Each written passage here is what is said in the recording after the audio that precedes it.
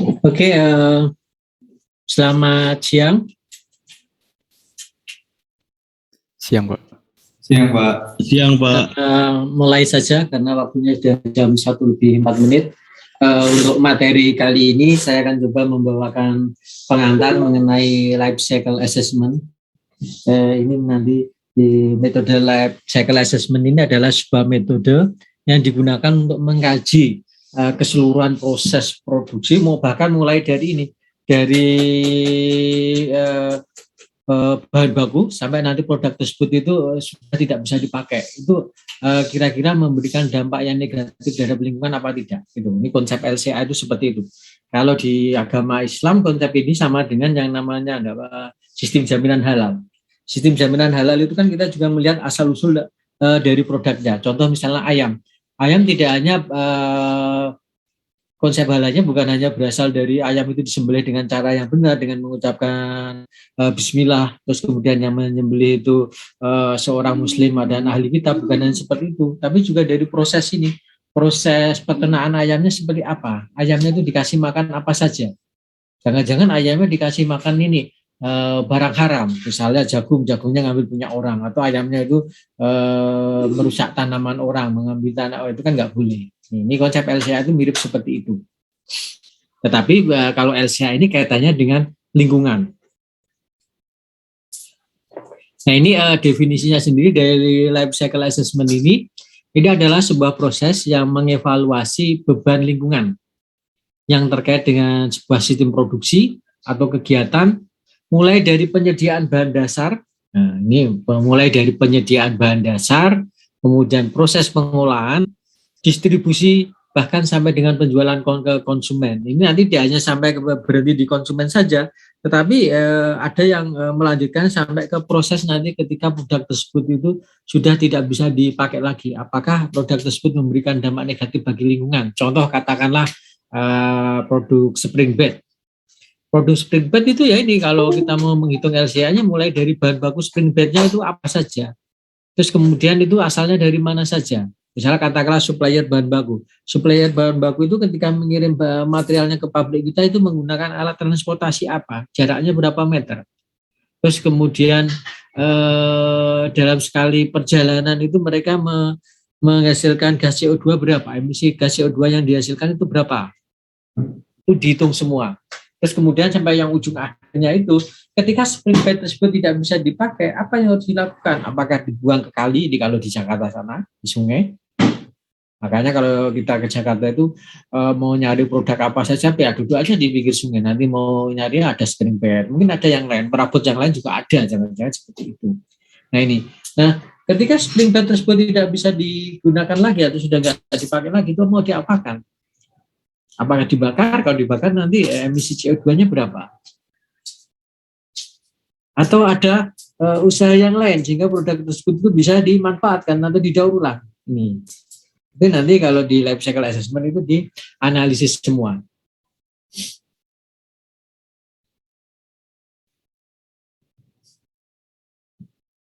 Nah, aplikasi yang paling penting di sini adalah kita menganalisis kontribusi pertahapan siklus hidup terhadap beban lingkungan keseluruhan.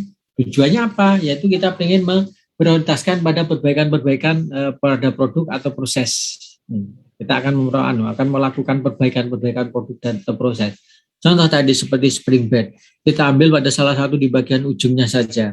Ketika produk spring bed tersebut sudah tidak bisa dipakai, apa yang harus dilakukan?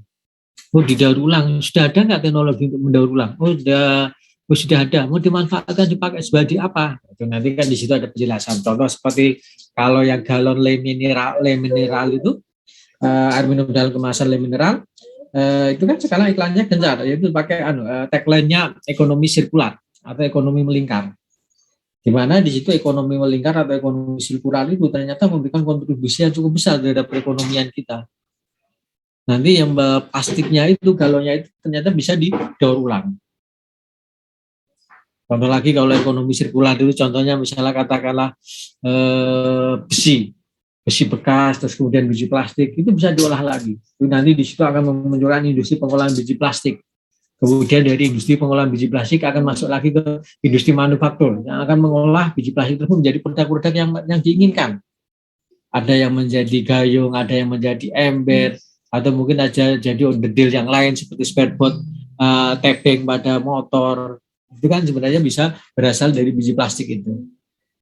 Nah, selama ini biji plastik itu kan harus selalu kita ekspor ke Cina. Nanti dari Cina diproses di sana, akhirnya kembali lagi ke Indonesia dan harga jualnya lebih mahal lagi. Gitu. Nah, bisa nggak ekonomi sirkularnya itu kita tidak usah sampai ke Cina, tapi diolah saja di Indonesia. Nanti bahkan kalau bisa produk jadinya nanti setelah dari biji plastik masuk ke industri manufakturnya jadi produk apa itu nanti kita kembalikan atau kita jual ke luar negeri. Itu malah lebih nilai tambahnya lebih tinggi di situ. Cuman sekarang sudah mulai banyak seperti kertas, ada kertas daur ulang. Terus kemudian pabrik-pabrik kertas itu mereka juga sudah menerima kertas-kertas bekas itu untuk diolah menjadi kertas yang baru lagi. Tujuannya itu kita ingin memberikan prioritas perbaikan pada setiap tahapan proses. Terus yang berikutnya adalah membandingkan antar produk untuk komunikasi internal. Nah, berarti di sini kita membandingkan antar produk. Contoh, kenapa sih Aqua tetap bertahan pada ini galonnya itu yang bisa diisi ulang? Mungkin dia di internal perusahaannya dia punya kebijakan lain.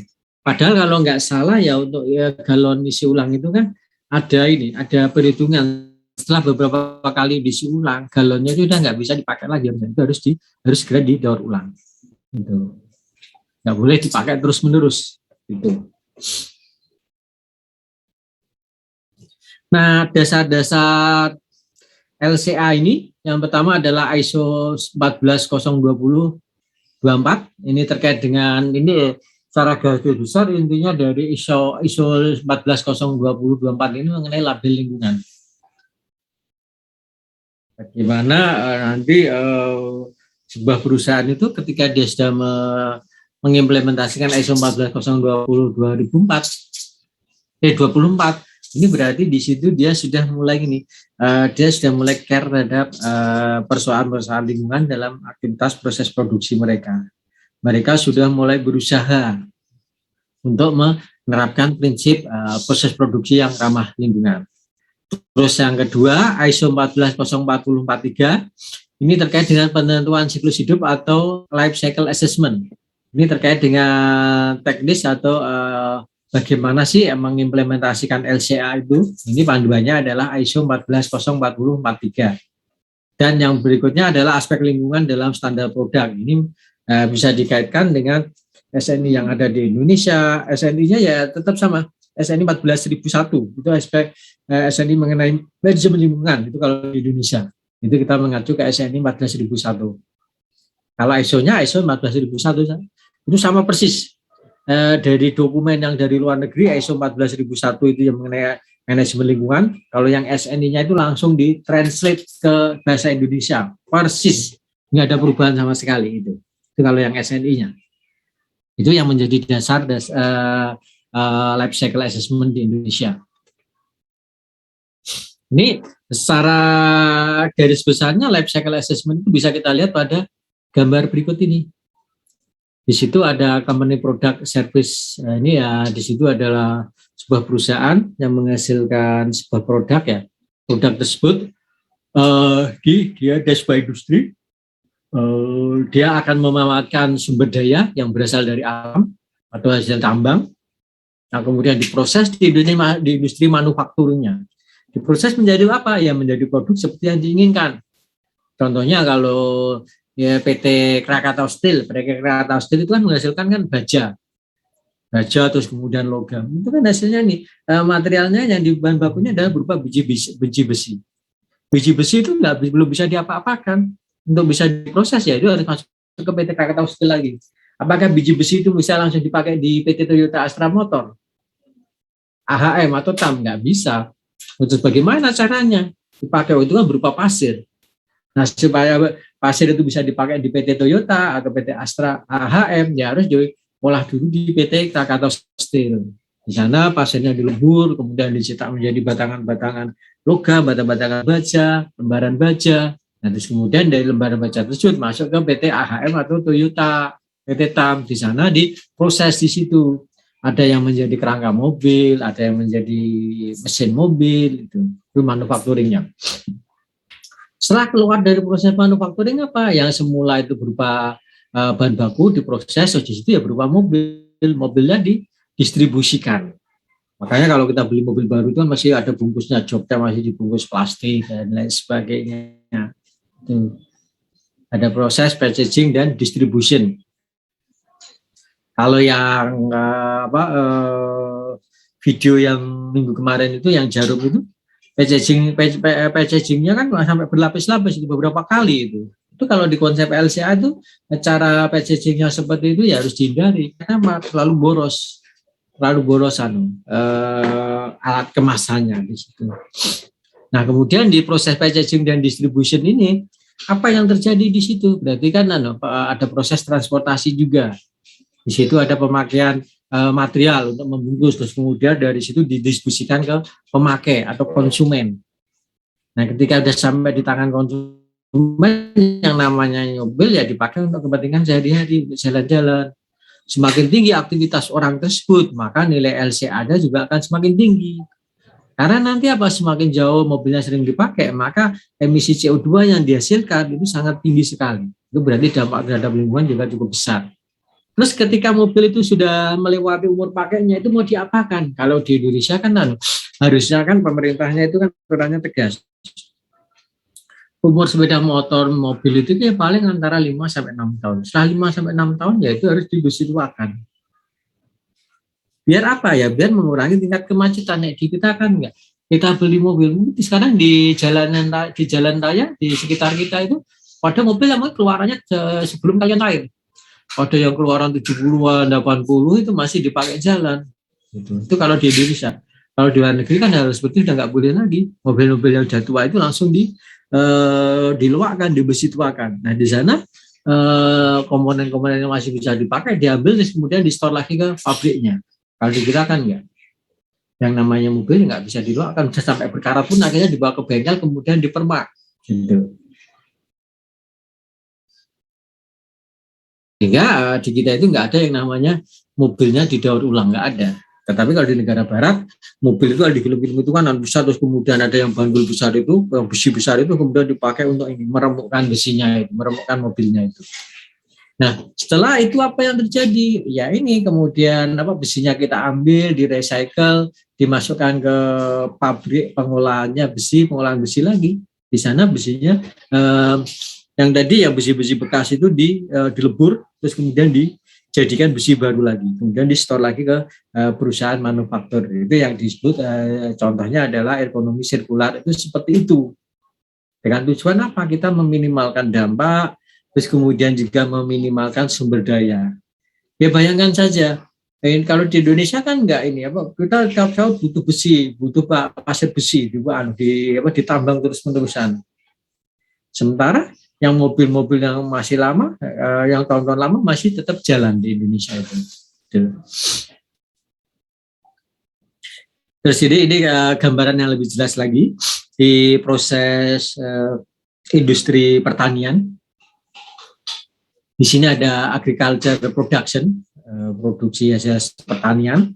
Pada saat mereka melakukan proses produksi ini apa yang terjadi? Mereka kan akan memproses contoh pengalengan buah-buahan.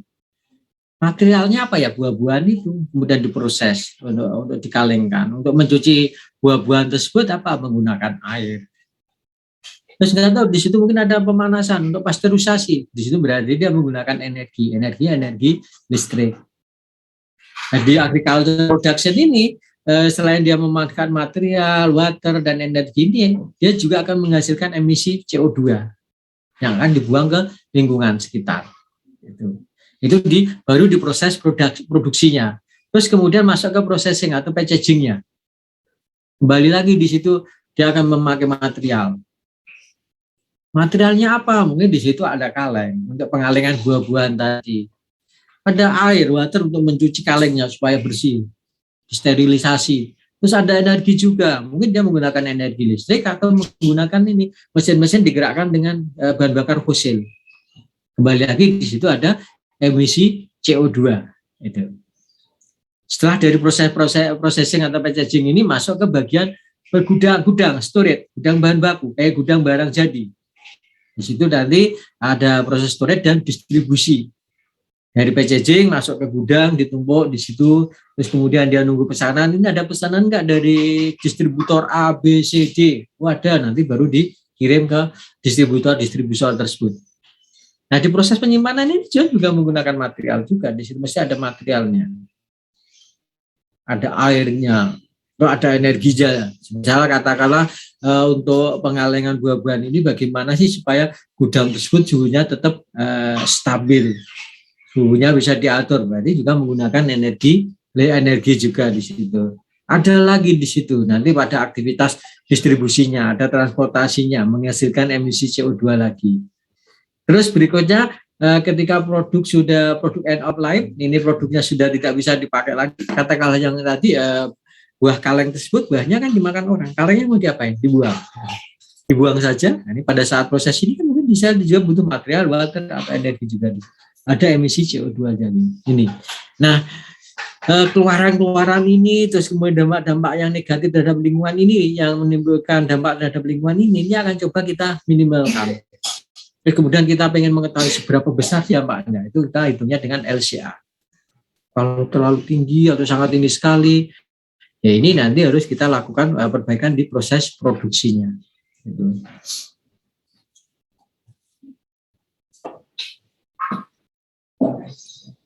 Di sini ini gambar yang berikutnya, ini juga menjelaskan konsep daur hidup produk. Ini yang pertama, ini diagram alir bahan untuk daur hidup produk. Yang pertama untuk pengambilan bahan baku. Pengambilan bahan baku itu dia juga menggunakan energi. Contoh tadi untuk pasir besi, untuk menambang pasir besi. Itu kalau di Jawa Timur itu ada di daerah sekitar pesisir pantainya di daerah Lumajang.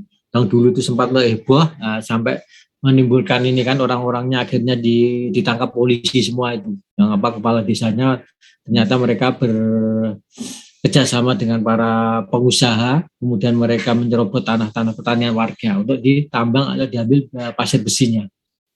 Pada saat pengambilan bahan baku ini juga butuh energi, juga akan menghasilkan limbah di situ. Limbahnya apa? Mungkin berupa lubang atau galian, kerusakan lingkungan gitu. Setelah itu, setelah pengambilan bahan baku ini akan jadi masuk ke pembuatan bahan tadi. Pasir besi kemudian di store ke pabrik misalnya ke Krakatau Steel, di situ akan diubah menjadi potongan-potongan besi atau lonjoran besi itu. Itu juga menggunakan energi prosesnya, dia juga akan menghasilkan limbah. Setelah itu untuk pembuatan produknya ya besi tadi nanti ada industri manufaktur yang akan order ke PT Krakatau Steel tadi. Tergantung jenis manufakturnya, dia mau memakai apa, mau dijadikan apa. Ada yang ke Toyota, ada yang ke Astra, ada ke Suzuki, kemudian ada yang ke Kubota, kan banyak sekali itu industri-industri manufaktur yang mereka bahan bakunya dari besi atau logam tersebut. Nah di proses produksinya mereka juga menggunakan energi, juga menghasilkan limbah. Setelah itu keluar dari industri manufakturnya masuk ke tangan konsumen. Konsumen menggunakan produk tersebut. Ketika mengoperasikan mobil, dia juga butuh energi di situ. Setelah tidak bisa dipakai lagi, mobilnya mau diapakan? Mau dibuang? Nah, ini kalau di sini contohnya ada di pembuangan akhir, ada di uruk, ada insinerasi, ada reuse, recycle, gitu.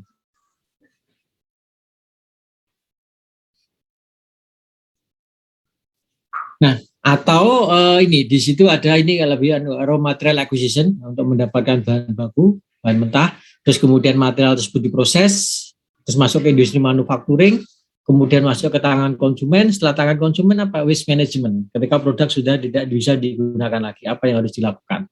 Berarti itu nanti dari use, remanufacturing, ada recycle. Contoh remanufacturing itu PT Veneta System itu yang kaitannya dengan cartridge. Nah, itu dia jualnya adalah cartridge remanufacturing. Itu berarti dengan melakukan ini ya perbaikan pada beberapa komponen itu kan nanti kalau kita membawa cartridge bekas ke Veneta itu nanti akan dicek. Wah ini ini udah lemah ini sensornya ini udah nggak bisa diperbaiki. Kalau seperti ini udah mau tidak mau kita harus beli cartridge yang baru lagi. Tapi kalau masih bisa diakali, dia akan melakukan perawatan sehingga kartridnya masih bisa dipakai lagi. Itu namanya remanufacturing. Kalau yang reuse itu dipakai kembali tanpa ada perlakuan khusus, contohnya misalnya ini kayak tas kresek, terus kemudian galon isi ulang yang miliknya Aqua itu bisa digunakan kembali. Kalau yang recycle ini harus diproses seperti ini yang galon le mineral. Di situ dimasukkan ke industri plastik, pengolahan biji plastik. Itu recycle di situ. Nanti ada perlakuan dari fisika, kimia, itu ada di situ. Nah, elemen utama dalam SLCA ini antara lain, yang pertama kita akan mengidentifikasi dan mengkuantifikasikan semua bahan yang terlibat, misalnya energi dan bahan baku yang dikonsumsi, kemudian emisi dan limbah yang dihasilkan. Berarti di sini kita identifikasi di setiap tahapan itu. Misalnya katakanlah solarnya dipakai berapa liter, terus kemudian energi listriknya berapa watt yang digunakan. Terus kemudian limbah yang dihasilkan kalau menghasilkan emisi CO2 berapa. Ini semua kita identifikasi dan kita kuantifikasikan. Ada angkanya di situ. Jangan hanya bilang ini menggunakan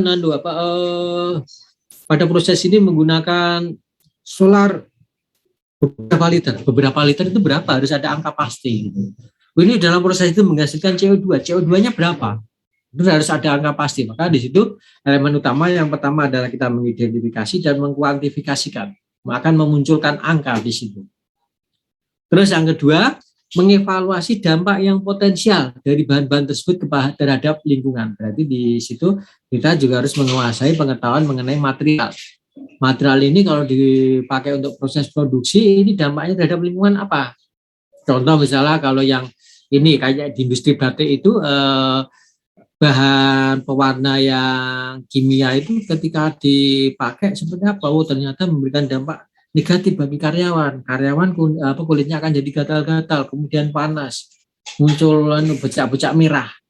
So, kalau dibuang ke lingkungan, akhirnya tercemar, ekosistem perairannya menjadi rusak atau terganggu, ikan-ikannya jadi mati. Ya, berarti di situ kita evaluasi. Terus yang ketiga, mengkaji beberapa pilihan yang ada untuk menurunkan dampak tersebut. Nah, ternyata ini terkait dengan pemakaian zat warna tadi. Bisa nggak zat warna yang mengandung bahan-bahan yang beracun itu kita kurangi? Atau bahkan kalau bisa itu diganti saja. Contoh kalau industri makanan, dulu itu kan yang namanya makanan nggak suka. Tetapi kalau dikasih pewarna tekstil, apa yang warna-warni itu, orang jadi suka, menarik itu, akan menggugah minat kita untuk makan. Tapi padahal sebenarnya kan nggak sehat. Terus kalau zaman saya kecil itu namanya pewarna makanan itu adalah sumbo apa-apa pewarnanya itu. Tapi setelah saya kuliah itu kemungkinan saya curiga sumbo itu adalah mungkin pewarna tekstil itu. Itu kan sebenarnya nggak boleh dipakai. Nah, sekarang kan sudah mulai ada ini bahan-bahan yang pewarna alami seperti daun suci, terus kemudian daun jati, banyak sekali itu yang pewarna-pewarna alami yang dari alam yang bisa dipakai untuk mewarnai wortel, itu kan bisa dipakai untuk mewarnai bahan makanan kita. Itu salah satu contohnya kalau di bidang industri pangan. Nah, tujuan LCA ini yang pertama untuk melakukan evaluasi agar dapat meminimumkan pengambilan material dari lingkungan dan juga meminimumkan limbah industri. Ini harus sama kalau bicara LCA terus kemudian produksi bersih. Itu intinya ya sama, kita meminimalkan dampak terhadap lingkungan. Selain itu bisa nggak material yang kita gunakan itu jumlahnya bisa dikurangi. Gitu. Meminimumkan pengambilan material. Contoh seperti tadi, meminimumkan pengambilan material. Misalnya katakanlah yang mobil atau motor yang sudah tua itu kita besi tuakan. Terus kemudian komponen besi-besinya kita ambil, kita loak, terus kemudian kita masukkan ke industri, dijual ke PT Krakatau Steel. Nah, kemudian di sana besi-besi itu dilebur lagi sehingga nanti menjadi besi baru lagi. Akan digunakan di industri manufaktur. Ini kan mengurangi pengambilan biji pasir besinya yang ada di alam. Itu salah satu contohnya itu seperti itu. Terus contoh lagi, LCA nanti kalau dikaitkan dengan industri semen. Industri semen itu kan materialnya berupa batu kapur. Batu kapur adanya di alam. Dulu ceritanya yang namanya pabrik semen Gresik itu pusat pabriknya ada di Gresik sana. Sekarang kalau kalian berkunjung ke kota Gresik mau mencari pabrik semennya ada enggak? Bisa kalau kalian nyari pabrik semennya enggak ada di sana. Yang ada adalah kantornya. Kantor pusat pabrik semen Gresik adanya di Gresik, hanya mengurusi urusan administrasi. Terus kalian juga akan ketemu dengan Universitas Internasional Semen Gresik. Mungkin ada rumah sakit semen Gresik. Oh, di sana. Kenapa kok pabriknya sudah nggak ada di Gresik? Karena di sana bahan bakunya sudah habis. Akhirnya mereka mencari bahan baku ke daerah barat, ke daerah Tuban. Di sana masih ada gunung kapurnya. Nah, kemudian di Tuban sana ditambang. Nanti kalau setahun, 10 tahun lagi, atau 15 tahun lagi habis, dia akan nyari pindah lagi. Nah, kemarin kan ini jadi kasus juga ketika itu tetap bergerak ke arah barat, mulai dari Kabupaten Rembang, Blora, terus kemudian Pati, itu kan mulai sudah mau dilirik untuk didirikan pabrik semen. Kemudian warga sekitar menolak rencana pendirian pabrik semennya. Yang di Pati itu berhasil ditolak, yang di Rembangnya itu berhasil. Di situ udah ada korban jiwa juga waktu itu. Nah, ini menjadi tantangan bagi para sarjana teknik kimia maupun kimia MIPA untuk mencoba ini menemukan material baru yang bisa digunakan untuk bahan baku pabrik semen. Kalau kita mengandalkan batu kapurnya, lama kelamaan gunungnya akan habis. Ada salah satu kasus di daerah Jepara sana, perbatasan dengan Pati, tepatnya di daerah Celering itu. Di situ ada yang namanya benteng Portugis. Di situ itu dulu banyak gunung. Tapi gunungnya apa? Gunungnya ditambang untuk pasir kuarsanya. Akhirnya sekarang gunungnya jadi habis. Dengan gunungnya jadi habis, apa yang terjadi? Ekosistemnya jadi rusak. Sumber airnya jadi rusak juga di sana. Ada nggak material pengganti untuk pasir kuarsanya? Ini kan menjadi tantangan bagi para orang-orang teknik kimia untuk menemukan material baru. Terus yang kedua, kita akan membandingkan semua kemungkinan kerusakan lingkungan yang dapat diakibatkan dari suatu produk maupun proses agar dapat dibeli produk maupun proses yang mempunyai dampak paling minimum. Contoh, katakanlah yang namanya mesin itu kan jenisnya banyak sekali. Terus untuk kapasitas proses produksinya itu per jamnya juga berbeda-beda, tergantung besar kecilnya mesin. Terus kemudian dampak yang ditimbulkan terhadap lingkungan juga berbeda-beda. Nah, di sini kita ketika bicara LCA itu akan menentukan mau memilih teknologi yang seperti apa atau mau memilih mesin yang kayak apa. Di mana pemilihan mesin nanti salah satu kriterianya adalah terkait dengan dampak terhadap lingkungan. Kita akan memilih mesin yang memberikan dampak terhadap lingkungan itu minimal. Atau memilih mesin dengan tingkat efisiensi yang tinggi sehingga yang namanya bahan baku itu yang terbuang itu kecil. Gitu. Makanya nanti di LCA itu kemungkinan itu kita jabarkan, kira-kira kita jangan hanya disodori satu pilihan saja.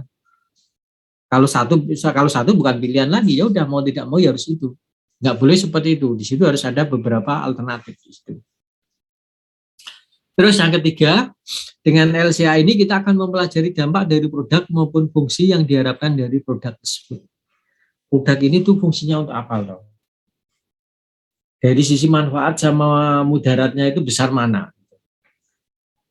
Ya berarti pada saat itu orang-orang desainernya juga harus mempertanggungjawabkan terhadap hasil desainnya ini.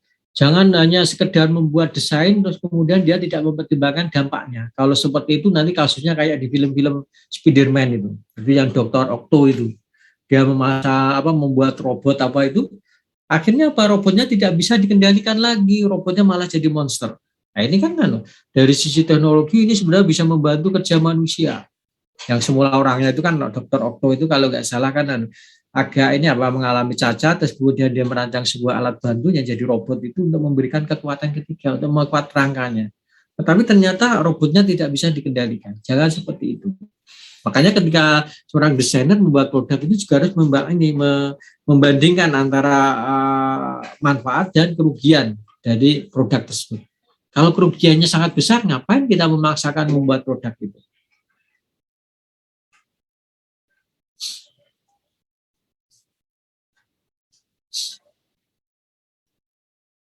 Ini untuk skemanya, skema life cycle assessment. Ini yang namanya aktivitas proses produksi, di situ ada input, terus ujungnya nanti di output, terus di sini adalah kotak. Kotaknya itu black box. Kalau dulu sistem produksi itu zaman dulu kotaknya ini black box, kotak hitam. Jadi orang tidak bisa melihat di dalamnya itu seperti apa. Tapi sekarang enggak. Sekarang yang ini black box-nya itu menjadi transparan. Kita bisa mengotak-atik di sini. Kita bisa bereksperimen di sini. Bagaimana sih kita merancang sebuah sistem produksi di mana bahan baku yang diolah itu seminimal mungkin, tetapi menghasilkan produk yang maksimal. Terus kemudian dampak yang ditimbulkan terhadap lingkungan juga seminimal mungkin. Ini kita diberikan kesempatan untuk melakukan eksperimen di bagian sistem produksinya ini. Kalau dulu enggak, ini tertutup, kotaknya kotak hitam, black box. Kita nggak bisa masuk ke situ. Tapi sekarang semua dibuka lebar-lebar ini. Kita bisa belajar mengenai materialnya, kita belajar mengenai teknik produksinya, kita bisa belajar mengenai permesinan yang ada di sana. Sehingga ujungnya apa dari proses belajar tersebut? Ya kita bisa memberikan usulan perbaikan di situ. Itu. Ini mulai dari itu raw material extraction and processing. Ini proses pendapatan bahan bakunya seperti apa. Nah itu nanti ya kita harus bisa mengendalikan supplier kita. Pada saat supplier kita itu mau join ke perusahaan kita, mau menjual ini produknya ke kita, bahan baku kita harus mampu menekan mereka. Kita harus memberikan ini beberapa persyaratan. Contoh misalnya katakanlah saya mau bekerja sama dengan perusahaan Anda dengan catatan produk yang Anda kirimkan itu tidak memberikan dampak lingkungan, bahan bakunya itu ramah lingkungan, bisa seperti itu. Terus proses produksinya untuk ini juga ramah lingkungan. Ada persyaratan-persyaratan itu yang harus dipenuhi oleh supplier itu. Terus kemudian material production. Kemudian ada manufaktur, finish product, transportation, lifetime operation, disposal atau recyclingnya. Ini nanti akan dipelajari semua di sini. Jadi yang namanya kayak PT Toyota, TAM, PET, AHM, mereka itu juga harus sebenarnya ada divisi disposal dan recyclingnya. Mereka juga harus mempertimbangkan itu. Kalau dibiarkan terus-menerus nanti banyak sekali di Indonesia itu nanti penuh dengan mobil. Meskipun jalan raya itu dibangun, tetap yang namanya kemacetan akan selalu terjadi. Karena apa? Jumlah kendaraan tiap tahun bertambah. Tidak ada yang dipensiunkan, tapi semua tetap jalan. Gitu. Nah, jadi masalah kan situ. Makanya perusahaan besar itu harus mulai memikirkan disposalnya nanti seperti apa. Apalagi sekarang ini kan Indonesia sedang berencana untuk mengembangkan mobil listrik. Ya nggak tahu mungkin tahun depan atau 2 tahun lagi nanti mobil listrik sudah banyak yang beredar di jalanan. Sekarang aja kan ada beberapa sudah ada di jalanan. Saya di Solo udah kemarin udah menemukan ada mobil listrik juga udah jalan di Hyundai kalau nggak salah.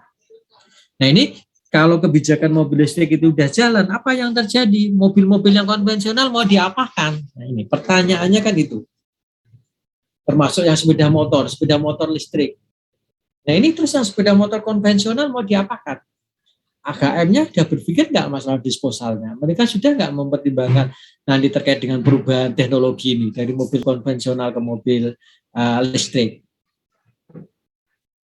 Makanya kan sekarang ini disinyalir kemarin dari grup Kagama, di situ ada yang ngomong ini tahun-tahun ini akan banyak mobil dijual murah. Kenapa perusahaan-perusahaan tersebut akan menghabiskan stok mereka? Karena apa? Mungkin tahun depannya mereka nggak produksi lagi, mereka memproduksi mobil listrik. Sementara stok di pabrik masih banyak. Ini yang harus dipertimbangkan juga. Termasuk juga nanti kaitannya dengan produsen elektronik seperti komputer, notebook, laptop. Mereka berpikir nggak terkait dengan disposalnya atau recyclingnya. Ini kalau di Kecamatan Gondangrejo di Kabupaten Karanganyar ada orang yang menjual ini merakit televisi dari komponen bekas. Itu dia ngambilnya dari mana ya? TV-TV bekas itu komponen misalnya elektroniknya elektrodanya, resistornya yang masih bisa dipakai diambil, terus kemudian dirakit lagi menjadi sebuah produk televisi. Cuma permasalahannya kemarin akhirnya orang tersebut sempat masuk penjara karena ada yang melaporkan produknya tidak ada SNI-nya. Ini jadi masalah. Terus kemudian di grup medsos itu kan rame. Saya nggak tahu namanya siapa tuh, lupa kemarin, selamatkan orang ini, selamatkan anak bangsa. Itu akhirnya apa? Terus kemudian polisinya juga mulai melunak, orangnya dilepaskan, terus dikasih pembinaan. Ya, kalau mau memproduksi harus ada SNI-nya. Oke, seperti itu. Nah ini kan orang-orang kita udah kreatif.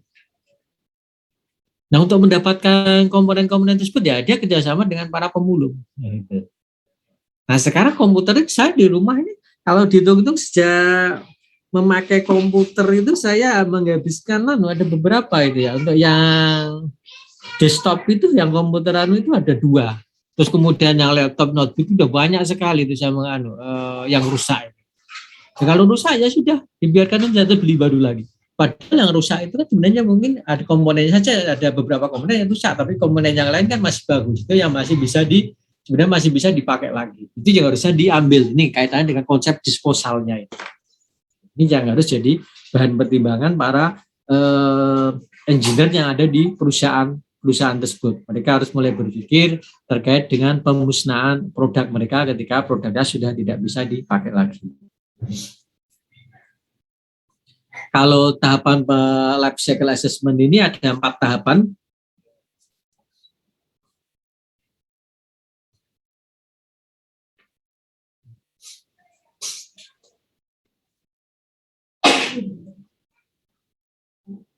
Ini yang pertama adalah penentuan tujuan dan cakupan kajian, goal and scope definition. Jadi kita mengajukan ada ISO 14041. Nah di situ tujuannya apa sih kita mau melakukan life cycle assessment ini? Mau ngapain? Terus nanti skopnya seberapa? Apakah kita hanya berkutat pada lantai produksi kita saja atau mulai dari awal, mulai dari hulu, atau mulai dari hilirnya? Kalau mulai dari hilirnya berarti kan mulai untuk mendapatkan materialnya tersebut atau bahan bakunya tersebut. Terus apakah tadi juga sampai di tahapan akhir ini, di disposalnya? Kalau ya, bagus itu, sangat bagus, tapi sangat luas sekali dan itu butuh waktu dan butuh biaya cukup besar. Contohnya misalnya katakanlah kita mau membuat LCA untuk industri garment di Indonesia. Mulainya dari mana? Ya mulai dari bahan bakunya. Oke, kalau mulai dari bahan baku, tahu nggak kalian bahan bakunya itu asalnya dari mana? Kita impor dari Cina. Perkebunan kapasnya ada di Cina. Ya berarti kita harus survei di Cina sana. Bagaimana sih pengelolaan perkebunan kapas di sana? Air yang digunakan itu air bersih atau mengandung ini bahan-bahan yang berbahaya atau mengandung zat-zat kimia. Terus ketika tanaman tersebut ini ada hamanya enggak? Kalau ada, terus bagaimana cara pemusnahan hamanya? Disemprot dengan insektisida atau pestisida? Wah, ini juga berbahaya. Salah satunya seperti itu. Ujung-ujungnya nanti apa? Kalau kita melawan seperti ini, nanti kita nggak akan sempat makan lagi. Kita nggak akan pernah mau makan. Contoh katakan kalau industri tahu. Nanti kita cek tahunya, kedelainya dari mana? Wah, ternyata perkebunan kedelainya ini juga impor dari Amerika. Kita datang ke Amerika, kita cek bagaimana pengelolaan perkebunan kedelai di sana. Itu yang tahap pertama. Tahap kedua, kita melakukan analisis inventarisasi, di mana di sini kita inventory analisis ISO 14041. Apa yang dilakukan di situ? Kita melakukan apa? Identifikasi mengenai material yang digunakan, terus kemudian komponen-komponen yang digunakan, terus asalnya dari mana, jumlahnya berapa. Nanti ketika material tersebut diprosesnya menggunakan apa, menggunakan alat apa, alatnya dioperasikan dengan apa. Kalau menggunakan energinya dari mana, jumlahnya berapa liter, terus dampak terhadap lingkungan apa saja. Ini tahapan kedua itu seperti itu, analisis inventarisasi. Terus yang ketiga, ini penilaian dampak, impact assessment, ISO 14042. Berarti kita juga harus tahu di situ mengenai material-material itu ketika material ini diproses, terus kemudian dibuang ke lingkungan air, terus ini berpengaruh nggak terhadap ekosistemnya. Kalau dibuang, kalau di udara menimbulkan pencemaran udara itu kandungannya zatnya apa saja, partikelnya apa saja, itu terkait dengan penilaian dampak. Terus yang keempat, interpretasi atau interpretation ISO 14043. Jadi dia lebih bergerak ke nanti pengendaliannya mau seperti apa, perbaikannya kayak apa, usulan. Jadi keempat itu lebih ke arah usulan perbaikannya.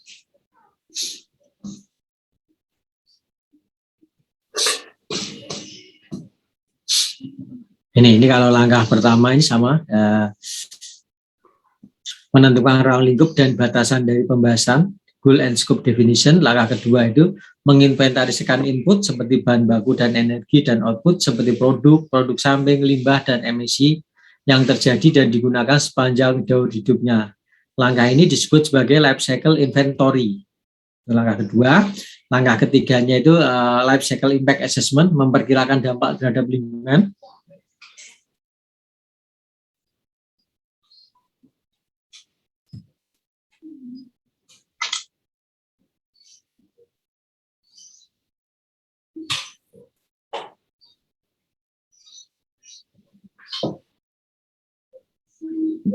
Terus langkah keempatnya ini adalah life cycle assessment. Ini untuk menginterpretasikan hasil dari langkah ketiga, bila mungkin disertakan saran untuk perbaikan. Ini improvement analysis atau interpretation step. Ini, misalnya di sini adalah tipe produk, dan functional unit, ini jumlahnya, quality dan lab time-nya, sistem deskripsinya, terus kemudian batasan-batasannya, itu di penentuan tujuan awalnya itu. Ini yang analisis inventarisasi.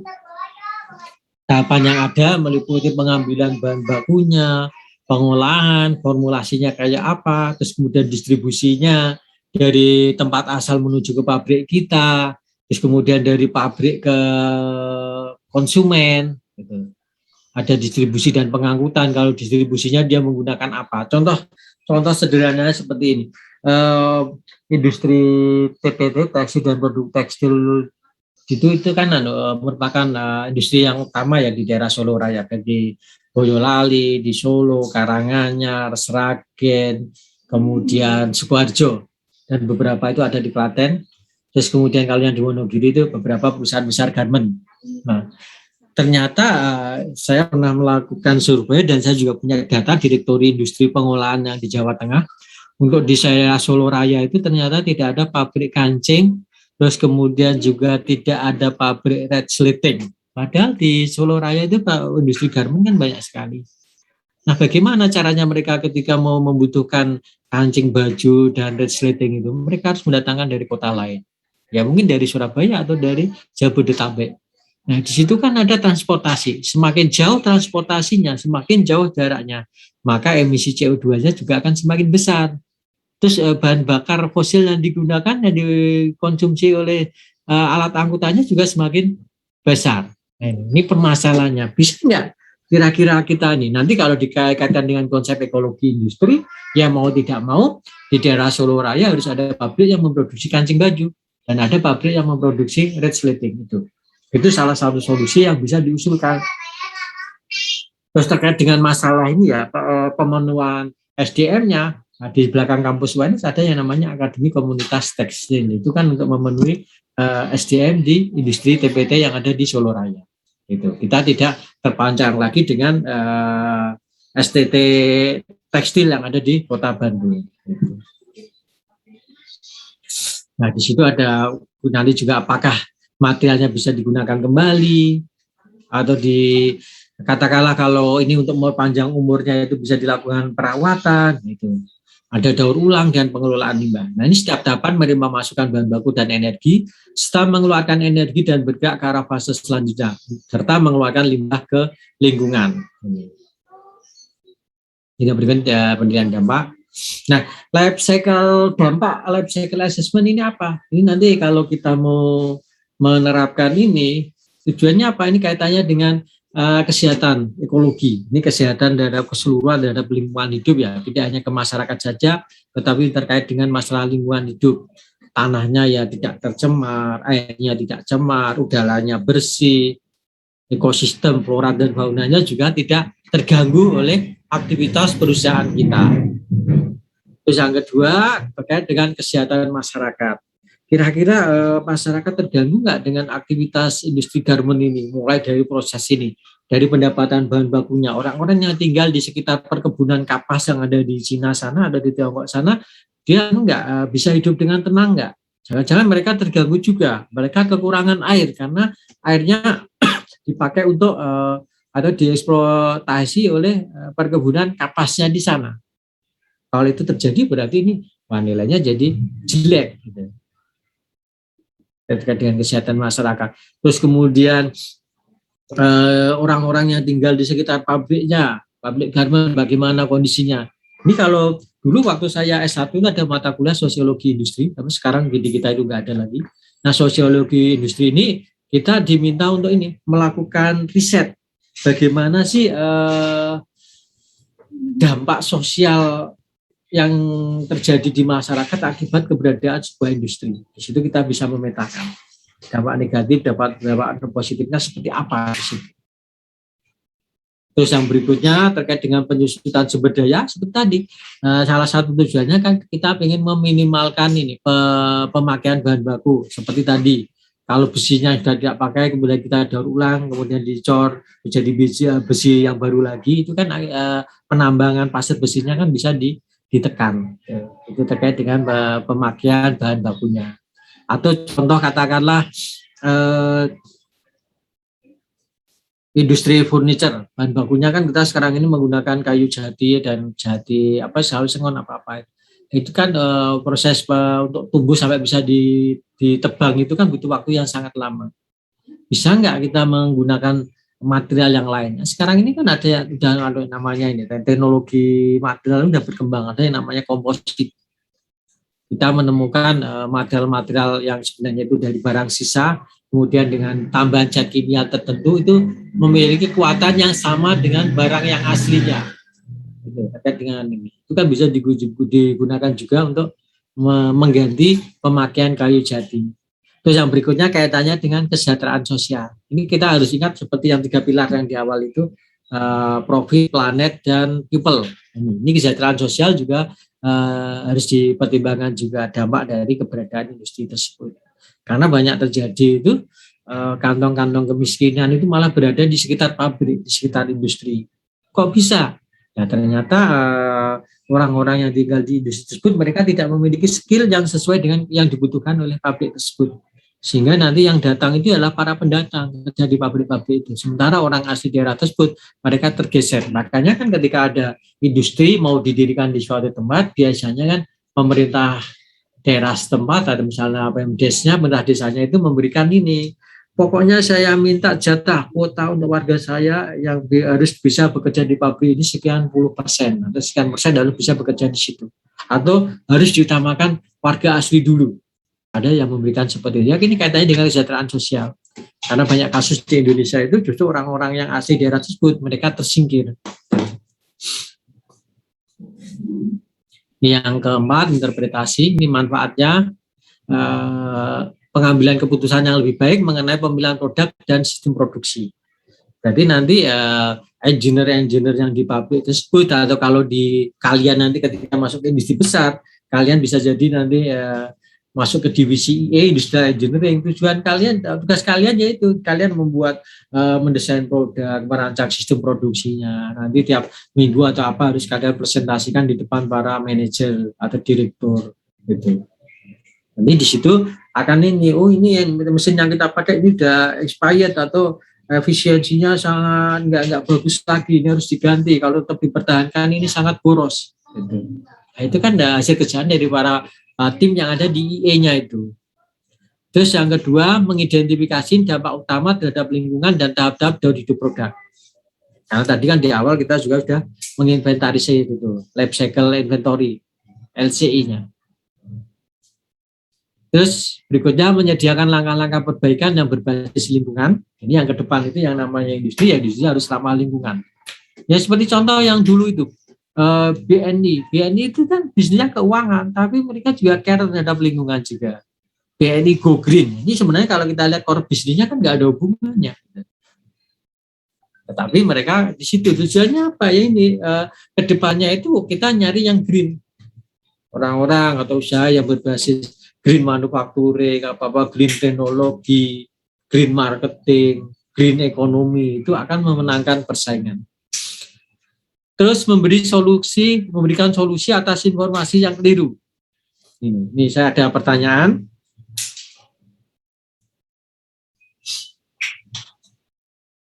Muara Diah, menurutmu pembangkit listrik tenaga surya di Indonesia itu ramah lingkungan apa tidak?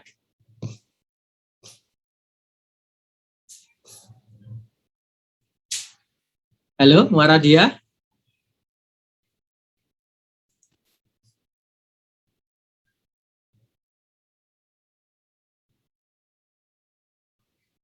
Anindita, bisa menjawab?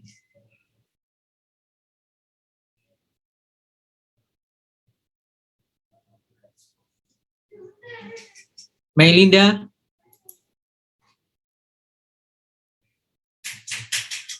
Anaya?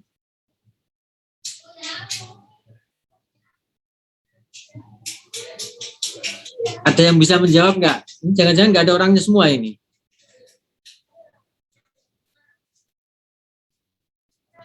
Saya, Pak. Permisi Pak, saya Hanimita izin mencoba menjawab ya. Kalau menurut saya sendiri, sebelumnya mohon maaf nggak bisa on cam Pak. Ya. Kalau menurut saya sendiri, apakah itu panel surya itu sudah? Bentar Pak, tadi itu bagaimana Pak? Pembangkit listrik tenaga surya itu menurut kamu ramah lingkungan apa enggak? Oh iya, oke, terima kasih Pak pertanyaan. Jadi menurut saya kalau pembangkit listrik tenaga surya itu sudah cukup ramah lingkungan Pak, karena karena menggunakan tenaga panas matahari. Jadi bisa ngurangin itu tenaga dari minyak bumi atau gas atau uap dari pembangkit listrik itu. Begitu Pak. Itu kalau di awal kita seperti ini, mobil listrik itu ramah lingkungan, orang akan menjawab ramah lingkungan. Tetapi ketika kita menggunakan LCA itu nanti akan ketahuan. Contoh PLTS ini. PLTS ini teknologinya untuk membangkitkan listrik tenaga surya itu benar-benar ramah lingkungan karena tidak ada emisi CO2 yang dihasilkan. Tetapi harus diingat, ketika kita menerapkan metode LCA ini akan ketahuan ketidak ramah lingkungannya itu ternyata pada proses pembuatan solar cell-nya.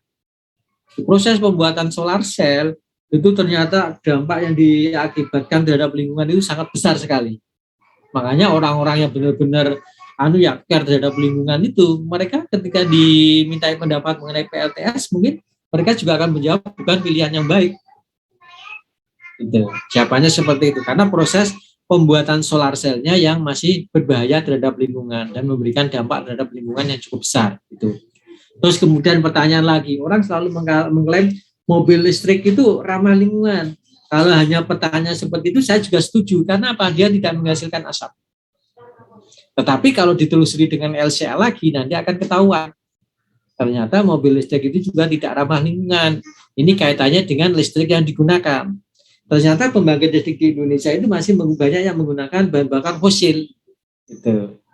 Ibaratnya di sini terjadi pengalian saja. Nah, dengan adanya mobil listrik, akhirnya konsumsi listrik meningkat. Konsumsi listrik meningkat, ujungnya apa? Pemakaian penggunaan bahan bakar fosilnya juga meningkat. Bahan bakar fosil meningkat, yang terjadi tingkat pencemaran juga meningkat. Tuh. Hanya mengalihkan saja, yang dulu itu mobilnya itu jadi sumber pencemar yang menggunakan bahan bakar fosil, sekarang mobilnya tidak melakukan pencemaran, tetapi pembangkit listriknya yang memberikan dampak pencemaran yang jadi lebih besar lagi. Itu kalau kita memakai LCA akan ketahuan semua itu. Makanya di sini salah satu manfaatnya adalah memberikan solusi atas informasi yang keliru. Kita akan menganggap PLTS itu ramah lingkungan, tetapi ketika dicecar sampai ke material solar cell-nya, untuk proses pembuatan solar cell-nya, ini ternyata dampaknya cukup besar. Ya seperti ini, biodiesel itu kan sedang dikembangkan di Indonesia, tetapi di luar negeri sana, di Amerika, di Belanda nggak dipakai lagi. Kenapa? Ternyata itu berbahaya. Ini kalau pakai LCA akan ketahuan. Itu akan terjadi konversi secara besar-besaran. Lahan pertanian akan diubah menjadi lahan ini untuk tanaman padi, diubah dengan tanaman apa yang bisa dijadikan biodiesel, jagung atau apa. Ujungnya akan terjadi kelangkaan bahan pangan. Gitu. Itu kan kalau ditarik ke situ, wah ini sebenarnya tidak ramah lingkungan juga.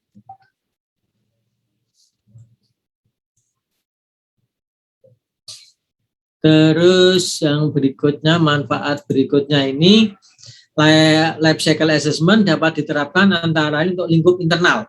Kalau di lingkup internal ini internal perusahaan, yaitu terkait dengan desain atau desain produk dan proses produksi. Berarti di situ dengan mengetahui LCA-nya kita bisa melakukan perbaikan proses produksinya dengan pemakaian teknologi baru, teknologi yang ramah lingkungan. Contoh, industri tekstil di Indonesia itu salah satu contoh PT Iskandar Tech. Ini ada di Kota Solo. Mesin yang digunakan itu merupakan mesin keluaran tahun 1980-an. 1980 itu saya masih kelas 1 SD. Sampai sekarang masih bisa tetap dipakai. Nah, dengan kondisi mesin yang sudah sangat tua tersebut, apa yang terjadi? Konsumsi bahan bakarnya semakin tinggi, efisiensinya rendah, dan di situ tingkat pencemaran juga semakin tinggi. Nah, dengan mengetahui LCA ini, harusnya pihak perusahaan mau untuk mengganti dengan mesin dengan teknologi baru yang lebih hemat bahan bakar, yang efisiennya sangat tinggi. Cuma permasalahannya mereka terkendala pada investasinya yang sangat mahal. Karena untuk mengganti mesin tidak hanya cukup 1 atau 10, tapi langsung ratusan. Kalau mengganti mesin langsung 300, 200 unit, 300 unit, berapa M yang harus disediakan. Ini berat bagi mereka. Terus yang kedua, terkait dengan pemilihan bahan. Seperti tadi, kalau industri batik tadi sudah mulai melirik ke bahan pewarna alami. Atau terkait dengan masalah ini ya desain proses produksinya ini, ada kemarin itu hasil karya dari mahasiswa teknik kimia Undip. Mereka merancang sebuah alat portable untuk mengolah limbah cair yang dihasilkan dari industri batik itu. Terus untuk life cycle management ini kaitannya untuk ini apa, manajemen siklus produk. Terus untuk perencanaan yang strategis. Terus yang itu yang internal. Kalau eksternal ini kaitannya dengan environmental labeling, bagaimana sih kita mendapatkan label ramah lingkungan. Terus environmental procurement ini kaitannya dengan masalah pembelian, kaitannya dengan supplier. Bagaimana kita memberikan penekanan kepada supplier kita untuk berlaku ramah terhadap lingkungan.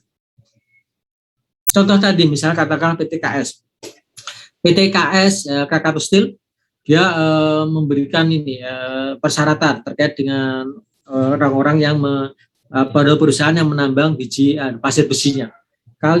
Saya mau membeli pasir besi dari kalian dengan catatan ketika kalian menambang pasir besi ini, kalian harus mempertimbangkan kelestarian lingkungan. Ini kan terkait dengan environmental procurement.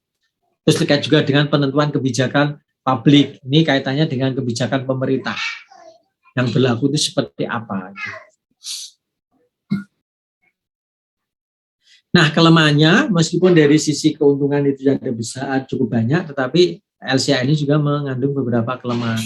Yang pertama, menyita waktu. Ya jelas tadi, kita surveinya aja mulai dari hilir sampai ke hulu. Terus harus terbang ke Cina atau terbang ke Amerika. Butuh biaya cukup besar. Yang berikutnya rawan konflik, karena ketika kita bicara masalah lingkungan, itu konfliknya cukup besar.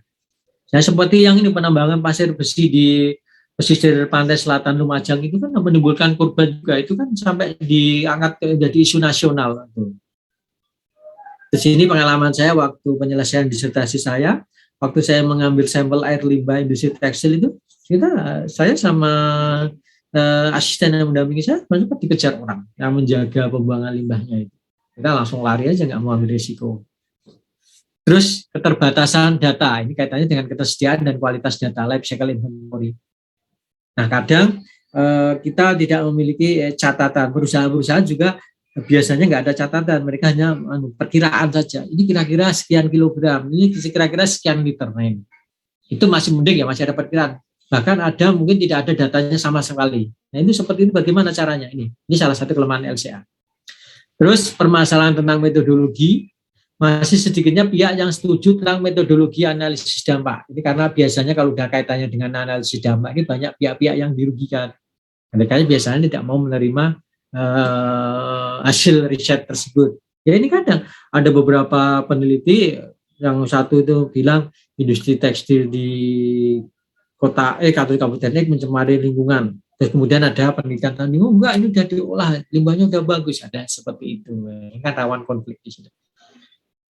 Terus tidak semua dampak lingkungan diperhatikan dan dipertimbangkan. Ini biasanya orang itu hanya kalau terkait dengan dampak terhadap lingkungan itu hanya terpaku pada dampak pencemaran terhadap lingkungan fisik, baik itu pencemaran udara, air, terus kemudian tanah, hanya itu. Sementara kebisingan, pencemaran sosial tidak dipertimbangkan. Terus berikutnya kesulitan dalam menginterpretasikan data kuantitatif menjadi dampak lingkungan yang ditimbulkan ketidakpastian dalam inventarisasi dan dalam metodologi analisis dampak. Ini juga masih jadi bisa diperdebatkan dengan para ahli yang lain. Perbedaan dalam perumusan LCA yang akan menyebabkan hasil analisis yang berbeda pula. Ini contoh yang saya kemukakan tadi, ini adalah pabrik kain. Ini kalau kita mau menerapkan LCA, kita lihatnya dari ladang pertaniannya.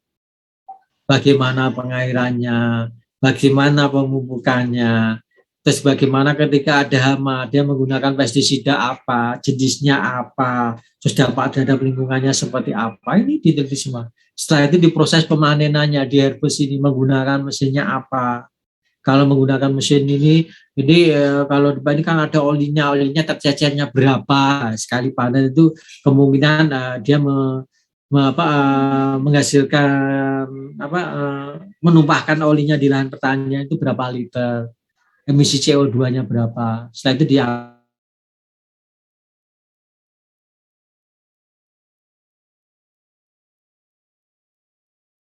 masuk ke pelabuhan, dia kapal, dari kapal nanti turun ke pelabuhan, dari pelabuhan diangkut lagi dengan trailer ke pabriknya. Terus kemudian di sini ginning and spinning, ini cotton gin, ini di perusahaan pemintalnya.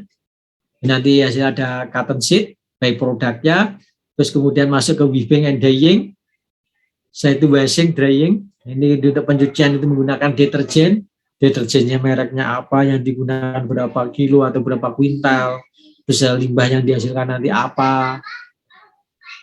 Setelah itu pengeringan, dryingnya, setelah itu final waste-nya, limbah akhirnya seperti apa. Ini siklus untuk LCA untuk kain. Kan sangat panjang sekali. Nah, contoh penerapan LCA, ini ada suatu industri, dia akan mempertimbangkan penambahan satu tahap proses lagi terhadap lini produknya. Industri tersebut memiliki pilihan antara mesin A ataukah mesin B. Kedua mesin memerlukan penambahan beberapa bahan kimia.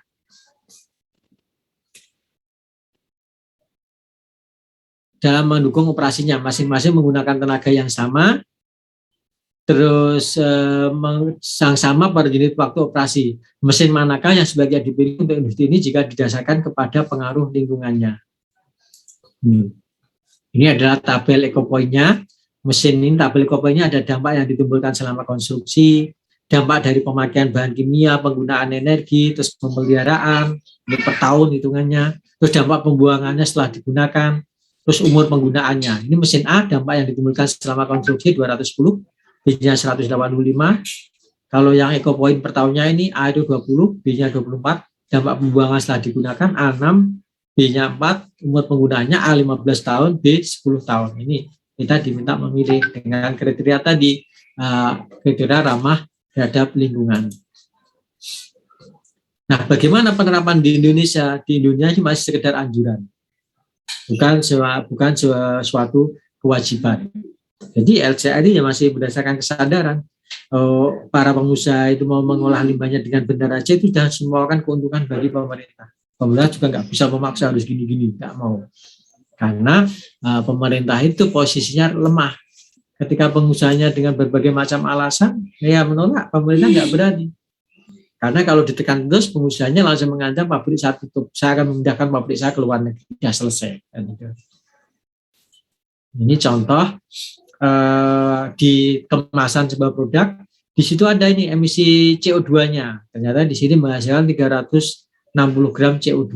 Kalau yang tabel yang ini itu 800 gram CO2. Terus kemudian ini penerbangan dari Jakarta Amsterdam itu menghasilkan emisi gas CO2 berapa. Terus nanti akan dikaitkan dengan untuk biaya konservasi lingkungan itu nanti diklaimkan ke tiketnya itu per konsumen itu akan kena berapa. Itu kalau Jarum Kudus itu kan dia menanam pohon terumbu besi. Tujuannya apa? Untuk menurunkan emisi gas CO2. Nah ini di udara, kalau yang namanya pesawat terbang itu kan emisi CO2-nya sangat tinggi nih. Dia menghasilkan emisinya 828 kg. Akhirnya di sini kompensasi cost-nya itu dia memberikan kompensasi 7,04 euro per penumpang.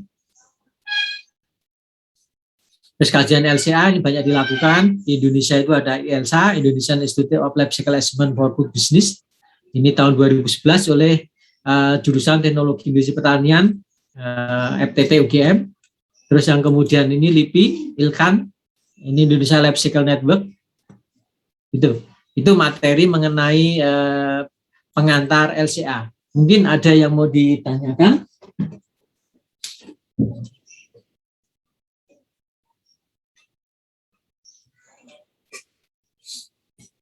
Ada pertanyaan?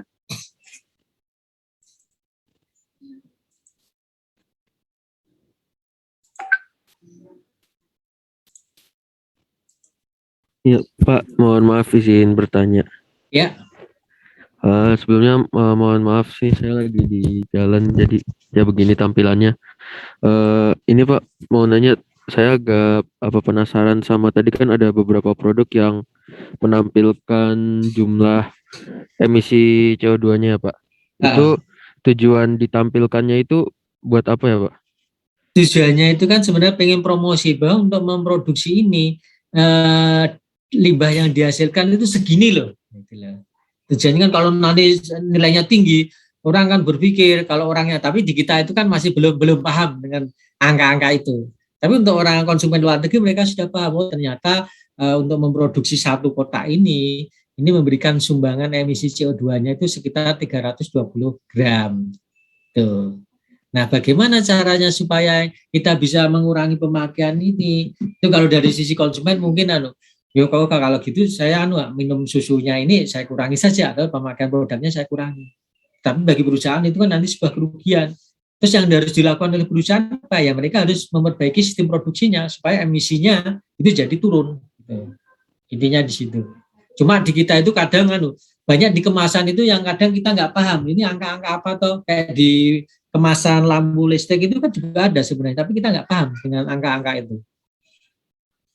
Itu salah satu tujuannya untuk memberitahukan ke konsumen bahwa untuk memproduksi itu emisi CO2 yang dihasilkan sekian. Itu ya sebenarnya juga ke arah promosi juga.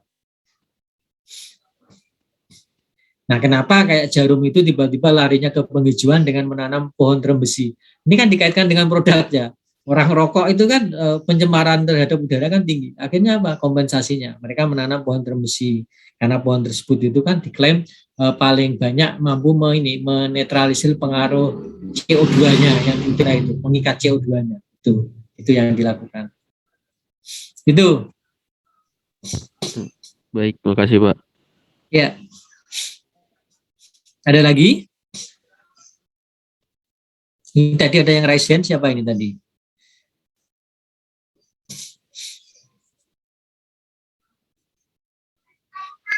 Jian Safira? Siapa yang ini yang mau bertanya? Nama saya Muhammad Mufti Zuhud. I 03210773. Tadi kan salah satu kelemahan pelaksanaan LCA itu rawan konflik ya Pak. Iya. Itu apa alasan ketika kita melaksanakan LCA ini terjadi konflik gitu Pak? Apa karena ada suatu data yang ditutupi atau seperti apa Pak? Karena biasanya kalau orang bicara masalah pencemaran itu masih banyak orang yang akan terbakar jenggotnya. Itu di mana-mana seperti itu, tidak hanya di Indonesia. Ya seperti kasus dulu itu yang di Pegunungan Kendeng Utara itu kan ada pabrik Indosemen kalau nggak salah. Tiba-tiba dia mempunyai dokumen AMDAL yang isinya pendirian pabrik semen di daerah Sukolilo di Kabupaten Pati itu layak secara ekonomi, secara teknis, dan tidak menimbulkan dampak terhadap lingkungan.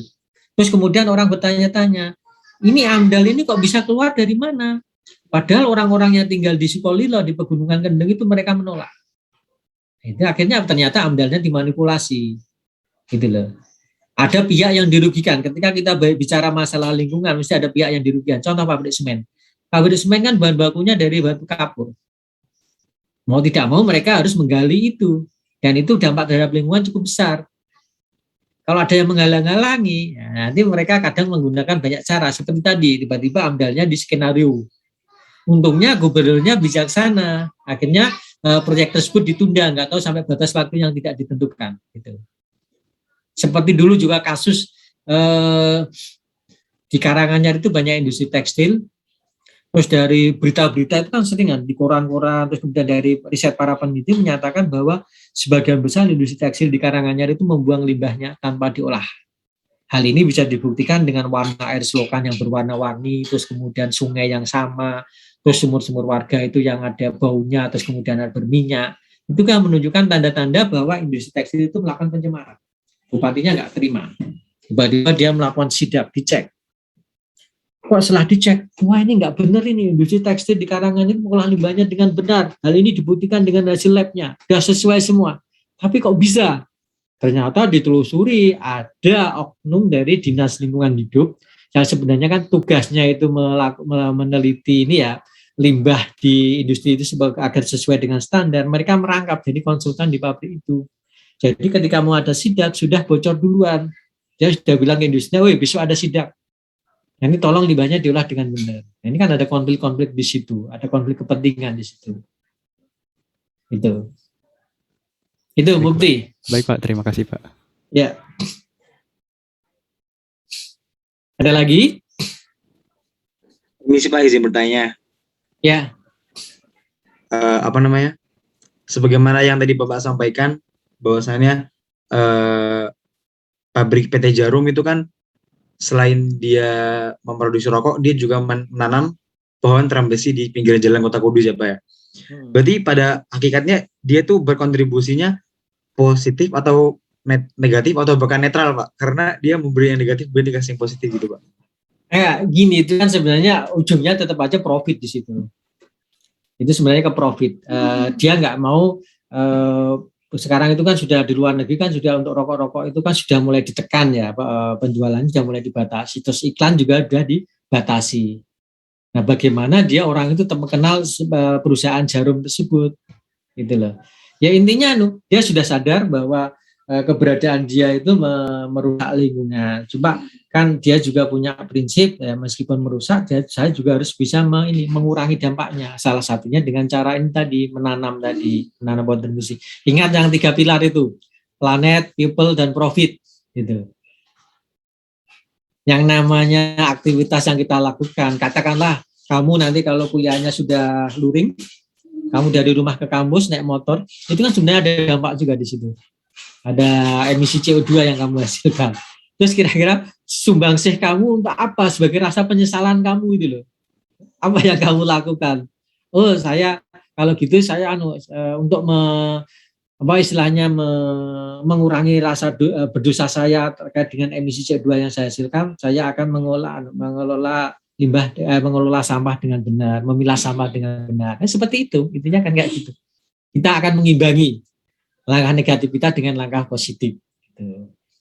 Kalau dihitung nanti imbang apa-apa ya itu nanti tergantung hitung-hitungannya. Berapa sih kalau dirupiahkan itu berapa kerugian terhadap lingkungan itu berapa miliar, terus nanti dengan menanam pohon termesi itu keuntungannya kalau dirupiahkan berapa M. Itu nanti akan ketahuan neracanya seperti apa. Imbang atau masih jomplang kan gitu. Itu membeli.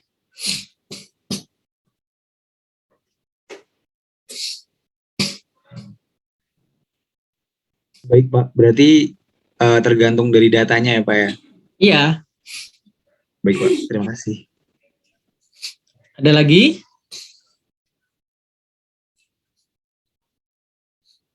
Kanaya? Belum ada, Pak. Jovanka Herianto? Belum ada, Pak.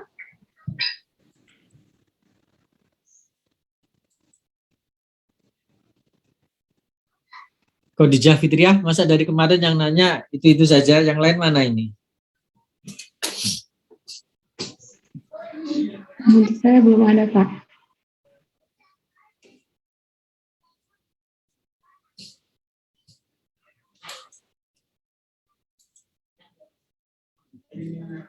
Oke, kalau sudah tidak ada pertanyaan lagi, kuliah saya akhiri. Ini saya tunggu berapa menit lagi nih? Saya tunggu 2 menit. Ada pertanyaan lagi nggak? Pak, saya izin bertanya, Pak. Oke, Mikael. Kan tadi Bapak menyampaikan pembuatan solar cell itu bahaya.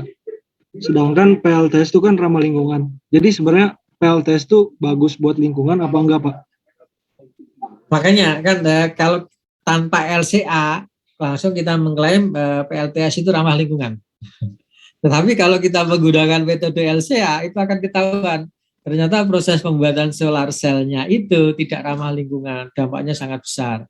Makanya ini nanti kan akhirnya para peneliti itu sudah mulai bergerak bagaimana sih membuat komponen solar cell-nya itu di proses produksinya atau material yang digunakan itu menjadi ramah lingkungan. Ini sudah mulai diteliti itu. Kalau kita hanya berhenti di PLTS ramah lingkungan selesai, nggak akan ada ini, nggak ada yang meneliti solar cell-nya kayak apa toh itu. Tapi dengan adanya LCA ini kita tahu ternyata untuk pembuatan solar cell-nya ini berbahaya.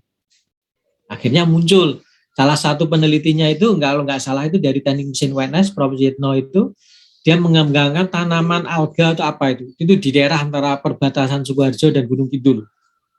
Nah itu salah satu komponen pembuat solar cell-nya itu dari tanaman alga ini. Ini dan itu diklaim lebih ramah lingkungan atau dampak yang dihasilkan itu lebih rendah dibanding yang sebelumnya. Itu Mikael. Ya ada untungnya juga dengan ada LCA itu. Kita tahu proses pembuatan sel itu ternyata selama ini dampaknya terhadap lingkungan menimbulkan pencemaran cukup besar. Terus orang jadi berpikir lagi bagaimana sih mengembangkan teknologinya. Ada nggak material yang berbahaya ini bisa diganti nggak dengan tanaman dengan material lain? Ternyata ditemukan yang tanaman alga tadi. Itu Mikael. Oke, Pak. Baik, terima kasih atas jawabannya. Ya. Ada lagi terus masuk ini juga baterai lithium. Baterai lithium itu kan komponennya kan masih banyak yang ini ya, kita harus mengimpor dari luar negeri, terutama Cina. Nah sekarang ini orang sudah mulai melirik garam dari Indonesia sendiri. Itu ternyata kualitasnya nggak beda jauh dengan yang di Cina. Mereka sedang berusaha untuk ini memurnikan ini meningkatkan kualitas garam yang ada di Indonesia dari petani garam di Indonesia sehingga nantinya garam tersebut bisa dijual ke pabrik baterai lithium. Gitu. Nah, itu kalau kita ini kan akhirnya apa? Ada penghematan biaya transportasi yang semula harus mendatangkan dari luar negeri sekarang bisa dicukupi dari Indonesia sendiri. Sehingga emisi CO2-nya juga bisa ditekan. Gitu.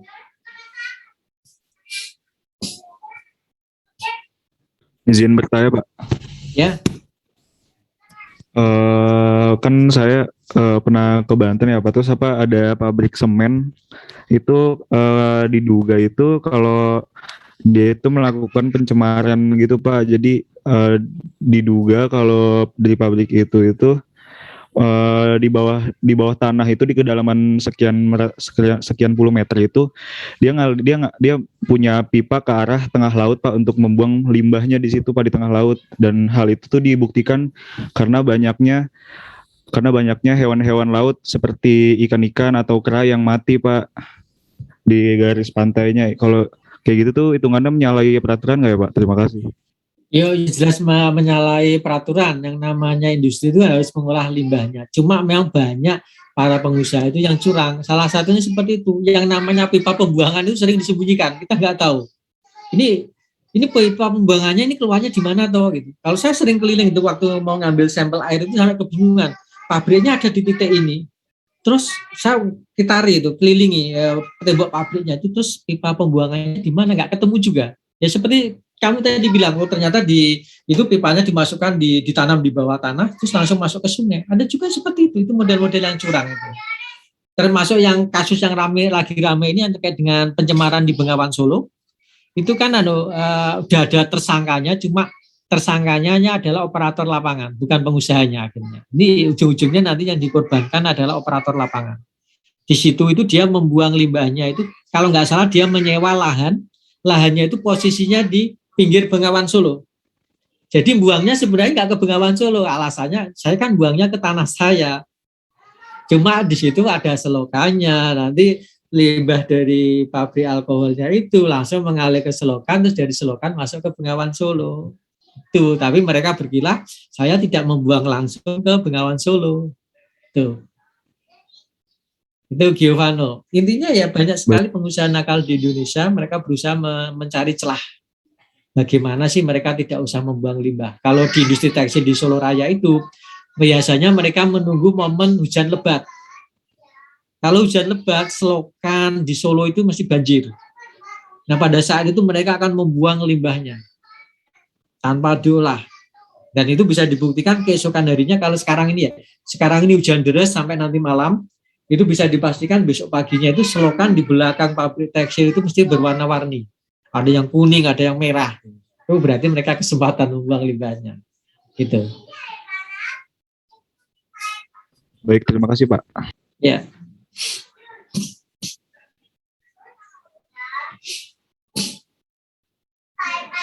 Ada lagi? Pak, izin bertanya. Ya. Perkenalkan, nama saya Najla Zakia Nurhaliza. Jadi saya mau tanya Pak, kan di luar negeri itu sudah dilakukan kegiatan recycle pada kendaraan yang umurnya udah 5-6 tahun. Tetapi jika kegiatan ini dilakukan di Indonesia, apakah tidak terjadi peningkatan limbah kendaraan secara masif? Karena kita tahu penggunaan kendaraan pribadi di Indonesia kan sangat tinggi ya Pak. Nah, seharusnya proses tersebut bagaimana Pak? Terima kasih. Nah kalau misalnya ya peraturan itu diterapkan, itu kan sebenarnya kan komponen dari mobilnya itu kan masih bisa diambil, seperti besinya diambil, terus kemudian kayak spion apa yang masih bisa dipakai kayak mudah dan batu itu diambil, yang masih bisa dipakai nanti akan digunakan. Itu kan nanti akan mengurangi proses produksi selanjutnya. Itu. Ya sebenarnya dengan adanya konsep umur mobil itu dibatasi, terus kemudian mobil yang sudah melewati umur batasnya itu harus dibesituakan, itu sebenarnya salah satu cara untuk mengurangi limbah dan salah satu cara untuk mengurangi kemacetan. Itu intinya di situ. Karena sekarang kan enggak, orang masih punya mobil keluaran tahun 70-an, 80 masih banyak beredar di jalanan, tahun 90 masih beredar. Sementara produksi tetap jalan terus. Akhirnya ketika macet, orang-orang teriak, ini pemerintahnya bagaimana? Ya pemerintahnya mau bangun jalan tol, bangun nambah jalan lagi tetap sama selama produksi mobil tetap jalan, terus mobil dengan umur yang sudah mobil tua itu tetap diperbolehkan jalan ya kayak gitu. Sekarang aja di Solo itu masih ditemui yang mobil bis kota yang Nasma Nasma itu kan kalau jalan itu mobilnya udah reot, asapnya udah hitam, nah itu masih diperbolehkan jalan. Kalau di luar negeri udah nggak boleh, itu harus disituakan. Gitu. Itu kalau itu diterapkan, insya Allah kondisi lingkungan di Indonesia akan semakin baik. Karena yang namanya mobil tua itu dampak terhadap lingkungan cukup besar. Itu misalnya emisi CO2-nya semakin tinggi. Yang namanya mesin tua kan seperti itu. Gitu. Beda dengan mesin yang baru, teknologinya baru, dia lebih hemat bahan bakar. Itu Nasila. Baik Pak, terima kasih. Ya. Ada lagi? Saya izin bertanya Pak. Ya. Tadi kan sempat disinggung mengenai galon itu Pak. Ada yang sekali pakai, ada yang isi ulang. Nah beberapa waktu lalu kan juga sempat ada kayak kisruh gitu Pak. Ada galon le mineral yang sekali pakai. Nah itu sebenarnya bagus yang isi ulang atau yang sekali pakai seperti itu sih Pak? Seperti itu, saya masih penasaran aja. Terima kasih Pak. Ya, kalau yang le mineral itu kan iklannya di TV kan gencar, ekonomi sirkular. Dia mempromosikan produknya itu bahwa galonnya itu sekali pakai. Dengan sekali pakai itu kan tingkat kebersihannya tetap terjaga. Nah, bagaimana sekali pakainya itu ketika galon sudah tidak dipakai itu bisa langsung didaur ulang. Gitu. Terus kalau yang aqua itu juga punya dasar, sama-sama benernya. Kenapa kok dia menggunakan galon yang bisa dipakai berkali-kali? Itu salah satunya kaitannya dengan penghematan pembuatan galon baru. Gitu loh. Cuma saya nggak tahu apakah di aquanya itu juga menerapkan kebijakan terkait dengan pemakaian galon isi ulang. Itu kan harusnya dibatasi. Kalau lebih dari sekian kali lebih dari ada aturannya kalau nggak salah 5 atau 6 kali itu baru setelah itu nggak boleh lagi dipakai, itu harus didahulu ulang. Itu mereka menandai nggak di akuanya itu kira-kira galon ini sudah dipakai untuk isi ulang berapa kali gitu. Karena kaitannya dengan ini yang namanya bahan plastik kan ketika dipakai terus menerus dia itu akan aus ininya, dia akan mencemari airnya ada di situ kan, yang namanya plastik lama-lama akan ditas itu Varelo. Cuma saya nggak tahu itu apakah memang akuanya itu memang sudah benar-benar memberlakukan itu pemakaian galonnya galon isi ulangnya itu dibatasi apa enggak, itu saya nggak tahu. Cuma aturannya itu harus ada pembatasan itu. Sama-sama benar. Kalau yang satu le mineral itu sekali pakai terus kemudian galonnya didaur ulang itu kaitannya dengan higienitas, terus kemudian juga dia ingin menghindari sampah, benar juga. Kalau aqua kenapa tidak sekali pakai, dia menerapkan aturan beberapa kali pakai dengan alasan salah satunya untuk penghematan bahan bakunya, itu juga benar. Tergantung nanti mereka konsisten nggak dengan aturan itu. Contoh yang isi ulang tidak bisa dipakai terus-menerus, harus ada batas waktunya. Kalau aqua benar-benar konsisten, itu bagus. Kalau misalnya maksimal 10, ya setelah 10, dia harus ditarik. Galon harus ditarik ke pabriknya, kemudian di sana didaur ulang. Nanti mau dicetak jadi galon baru lagi, ya monggo. Tapi harus ditarik dulu gitu. Itu Varelo. Baik Pak, terima kasih Pak atas jawabannya. Ya.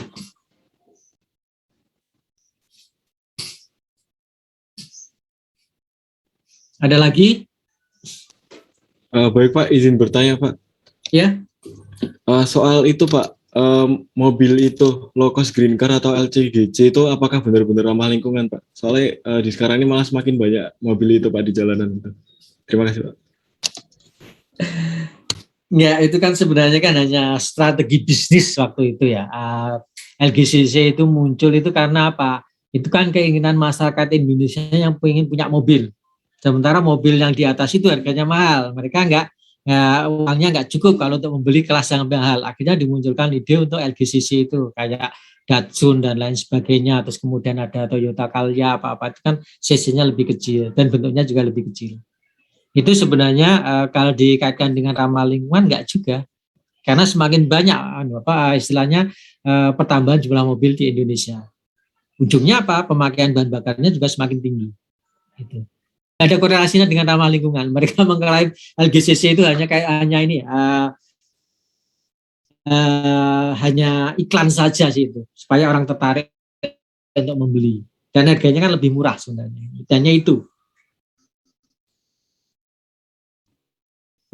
Sekarang dia nggak ini lagi kan, selama dia masih menggunakan bahan bakar fosil nggak ada yang ramah lingkungan. Justru dengan iklan LGCC itu pertambahan mobil di Indonesia menjadi semakin meningkat. Itu kan Nindita. Baik Pak, terima kasih Pak. Ya.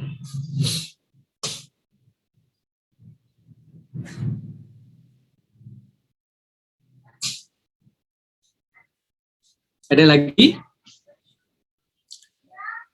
Kiran Nikmah? Belum ada, Pak. Izananda?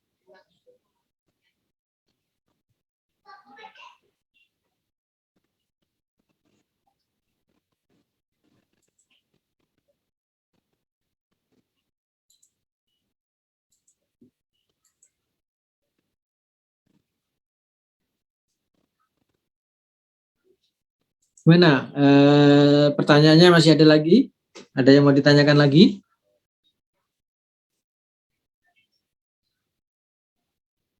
Grace? Tidak ada, Bapak.